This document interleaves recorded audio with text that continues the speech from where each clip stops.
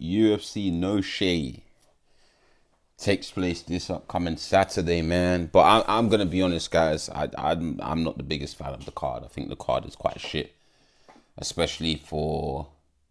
You know what? You know what I've just realized? Dana, Uncle Dana, what is going on?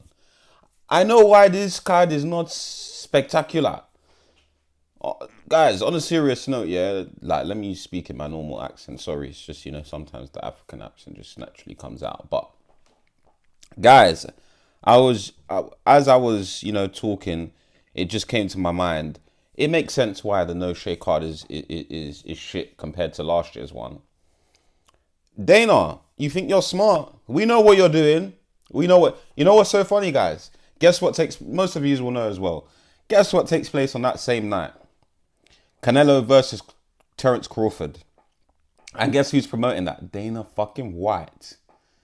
So essentially, what he has done is made that card, the UFC No Shea, a mediocre card, so that everybody tunes into the boxing, so that everybody's excited about the boxing. Have you not seen the way they've been promoting the Canelo versus Terence fight? I mean, look at Dana White. He's been promoting it on his story. I haven't seen anything about UFC No Shea. Honestly, it's a shame. Like, essentially what you're saying to us fans is, fuck you UFC fans. I just want to make my money. It's a piss take. And for that reason, because I'll be honest with you guys, I'm not too excited about the card. So even with this predictive video, I'm going to get straight into it now. I'm going to just predict Diego Lopez versus Gene Silva. Because for me, that's the only exciting fight. I know Jared Gordon's fighting on that card, but I just was expecting a more stacked card, especially for UFC No Shea, especially after what we got last year. So without further ado, let's break down Gene Silva versus Diego Lopez. Guys. I know a lot of people like Diego Lopez, but I'm going to be honest with you. It's not that I don't like him. It's just, I'm going to be honest with you guys. Yes, he hits hard. Yes, he's a good fighter, etc., etc. But if we're being completely honest, guys, Diego Lopez is not really, like, he's just not, in my opinion, he's just not, like, obviously you don't have to be the most technical, but cool. Like, here we have Diego Lopez versus, bro, we don't care about Canelo versus Crawford. Stop promoting it to us. But yeah, here, as you guys can see, we've got their records, and they're both Brazilian. Fucking hell, I forgot about that. Damn. Diego Lopez has leg reach and the reach advantage over Gene Silva. But honestly, guys, I just think Gene Silva is the more technical fighter. And I haven't even seen a lot of Gene Silva. It's just, I've seen enough of Diego Lopez now. And I know a lot of people saying, oh, how would the fight with Ilia Topuria go? I think Ilia sleeps him. Or puts a beat down on him like how he did to Josh Emmett. Because I just don't think Diego Lopez is that great of a fighter. Like, he's got good hands and he's got good ground game and he hits hard and he fights hard, but that doesn't, just because you have all those things, doesn't actually mean you're going to win fights. Like, Gene Silva is a way more technical fighter than him. And I personally, this fight, yeah, I see it being a bit similar to the Volkanovski Lopez fight.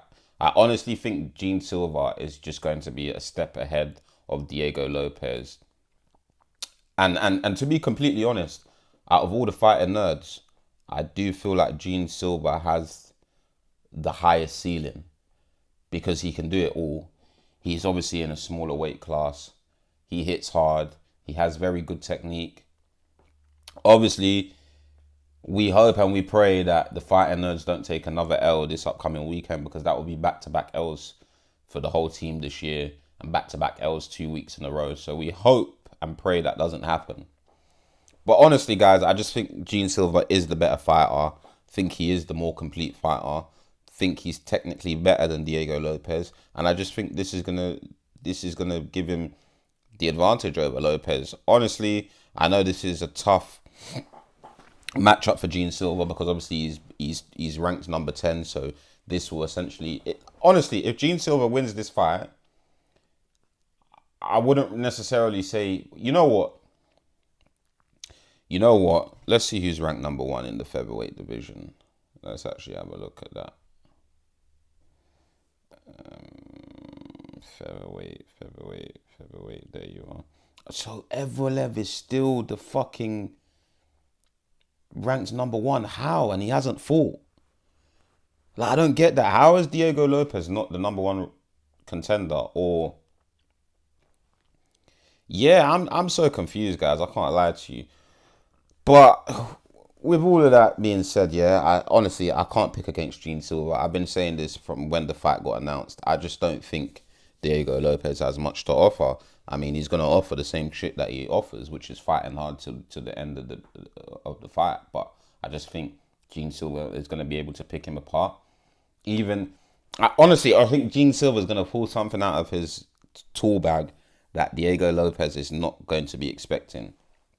Because Gene Silva is quite creative as well in terms of how he throws his strikes. He's good with his spinning heel kicks and whatnot.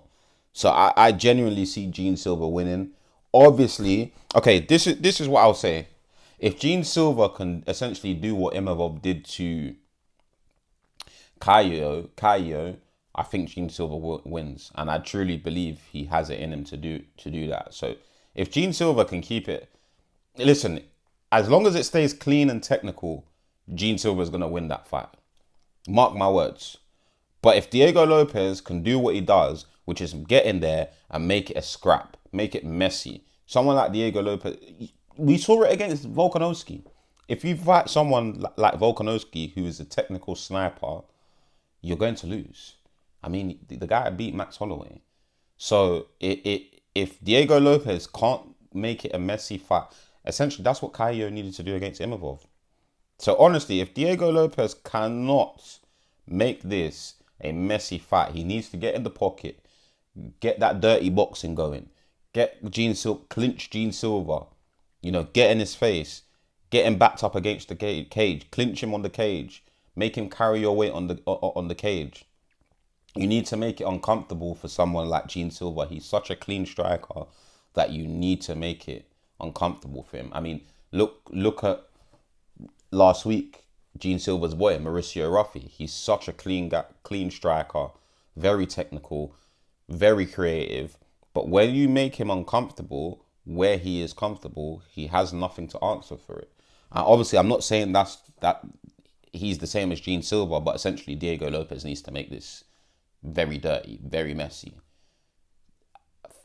The longer it stays clean and technical, Gene Silva is going to win because Diego Lopez, in my opinion, just can't keep up with that. We saw that against Alex Volkanovski. And I'm going to be honest with you guys, after watching that fight, I kind of lost interest in Diego Lopez because I just thought, what the fuck is the hype about? Because he actually didn't have anything. When we saw Ilia Topuria fight Alexander Volkanovski, we could see, okay, we know why everyone's making the hype about Ilia Topuria, because what he did to Volk, he does to everybody. And I'm not talking about the KO. I'm actually talking about what led up to the KO. The technique, the footwork, the foot placement, everything. And Diego Lopez just ain't got that. He's just you see what it is? Diego Lopez is a true out-and-out fighter. That's what he is. You know how like in boxing, they'll say, that guy's a boxer and that guy's a fighter, and the boxer always beats the fighter. Which is true to an extent. But if the fighter can make it dirty, messy, scrappy, the fighter can win. So Diego Lopez needs to do that in order to win. He needs to cause that chaos. If he can't cause any chaos, he's going to lose this fight, in my honest opinion. So without a doubt, I'm predicting Gene Silva to win this fight. I think it's going to be a decision. I genuinely don't see Gene Silva knocking out Diego Lopez. Obviously, it's a 5-rounder, so who knows? Gene Silva's gas tank could be tested in this fight, so that's quite interesting. But I'll be honest with you guys. I have to pick Gene Silva. I honestly think this goes to a decision. Same with Imavov versus Kaio. I thought that was going to be a decision fight. When you get two very good fighters, like we tend to have boring fights, and they tend to go to decisions. And I genuinely think this fight is going to go to a decision. I don't think Diego Lopez is going to crack Gene Silva. I genuinely don't. And I don't think Gene Silva is going to be able to crack Diego Lopez. I mean, they're both Brazilian, which is a shame that they have to fight each other, you know. Hopefully after the fight they can say, obrigado, obrigado, my brother. Obviously, I don't know much Portuguese, but obviously I went Portugal 3 years ago now. And, you know, I remember well, that's all I remember. Thank you. Obrigado. But listen, I'm going to be learning Portuguese. That is on my list to learn Portuguese because, yeah, I want to learn Portuguese. Obviously, I'm a big fan of Cristiano Ronaldo. I love Brazilians. I love Brazilian fighters. So, yeah, that's a language that I will continue to learn. But like I said, guys, I'm picking Gene Silva to win this by decision. We hope and we pray we don't get a back-to-back. We don't get back-to-back L's for the fighting nerds. Look out for my another video that I'll be dropping as well. It is about the fighting nerds because I do feel like a lot of people are, you know, taking the piss and counting them out because they've all lost this year and whatnot. But listen, L's are part of life. L's are part of the game. Not everybody's going to go unbeaten. And to be completely honest with you, being unbeaten it's not like, look at football players. Look how many games they lose. But everybody remembers their wins. So, like, I'm gonna be honest, yeah. All you people shitting on the fighter nerds for taking L's is part of life. And for example, in life, yeah, I'm gonna say this, but it's a bit different to what I'm trying to say.